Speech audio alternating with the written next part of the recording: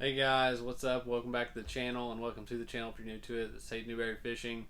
I'm Hayden Newberry. I'm in the back of my camper right now, about to go through some video from Sam Rayburn. I know you guys that watch the channel know that I'm probably going to have a video out for that eventually. Been super busy, which if you know, I'm a travel nurse, and I'm nearing the end of my assignment here in Florida.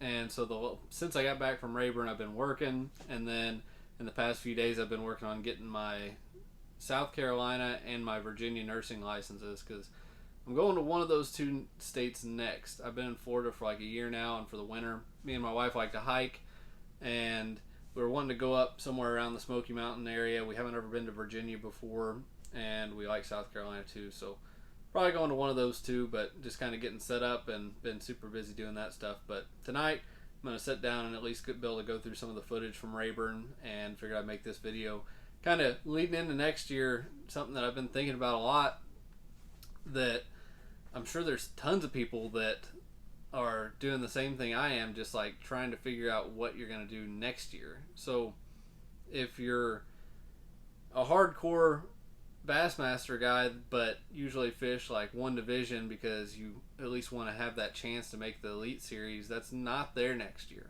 You can't go out, fish three opens, and still have your shot making the elites. Or like a lot of guys that split, maybe they do a division on the MLF side, a division on the Bassmaster side. This year I did two divisions on the Bassmaster side just because 9 legitimately wasn't going to happen. And next year, 9's not going to happen. I mean, there's just a ton of people out there that you can't go out and do 9 and still hold down a job and pay for it and everything. It's crazy. So I can tell you that as of right now, I'm pretty sure that I won't be fishing any Bassmaster Opens next year.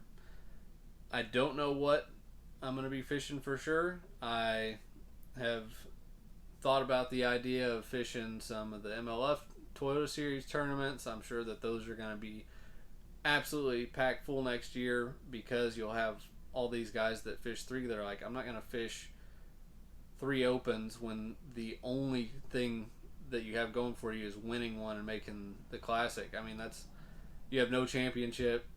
You have payouts that are like just enough to pay your gas and everything. So yeah, I think that there's going to be a bunch of guys in kind of the same boat.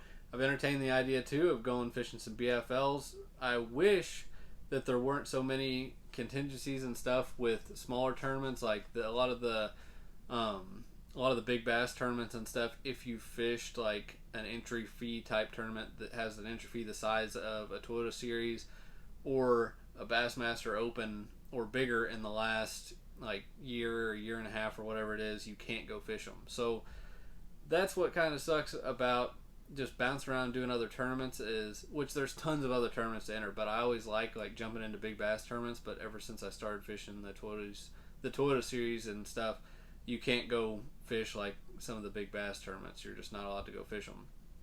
But I'm entertaining the idea of just fishing random tournaments next year. I like this YouTube thing. I have also thought about taking a year to just go fish like some bucket list lakes and make YouTube videos. That would be awesome too. I don't know if that'll like scratch the itch of just fishing tournaments. I love fishing bass tournaments.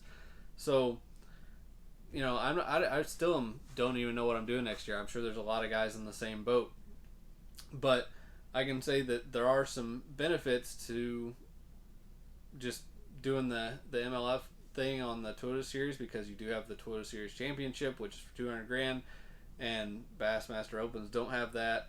So that's always an incentive to go to that side. You have the BFLs and the BFL Championship and the All American and everything. Those are big payout tournaments and stuff that you have kind of as an incentive to go fish that side.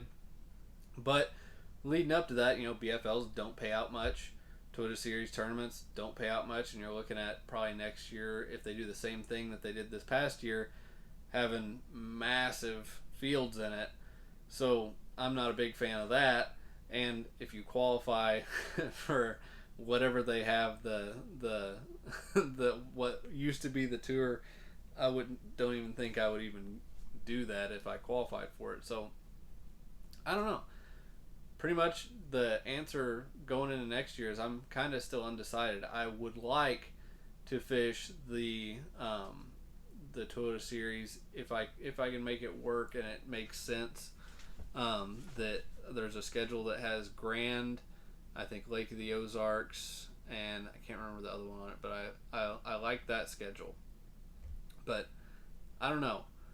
I kind of just wanted to make a video talking about that because I feel like there are a ton of people out there that are going to be in the same boat. Actually, I say a ton. There's going to be a lot of guys that are going to leave Bassmasters and go to that, and I'm kind of interested to see how many people are going to be in the Opens next year and how stacked these fields in the Toyotas are going to be. And like I said, I might just go full on YouTube next year and do small tournaments. But anyway, I'll keep you guys updated on the subject. I'm sure closer to next year I'll have a little bit better idea. It'll also depend on what part of the country I'm in. If I'm in a part of the country where it's not going to be a huge travel issue to make it to the divisions or something that I want to fish. But all things considered, let me know what you guys think I should do in the comments. If you guys are like dead set on watching tournament videos, or if you think I should do like a bucket list lake year, or not even a bucket list lake year, just hitting some like cool ones at the right time of the year, because that's something that a lot of times you miss out on tournament fishing. Is you go there, but you're going there the worst time at a good time of the year, but the worst time because you have these huge fields like pre-fishing there, and you don't get to really set the hook there and practice. There's been tons of days that would be super fun that I've missed out on because of practice days for tournaments, but I just love the whole tournament aspect of it. So I don't know. Tell me what you guys think, what you want to see, and what you think I should do. I think that there is a possibility, though, of maybe some more like fishing trips next year and less tournament trips. But thanks for watching the video, guys, and I'll keep you updated and see you on the next one.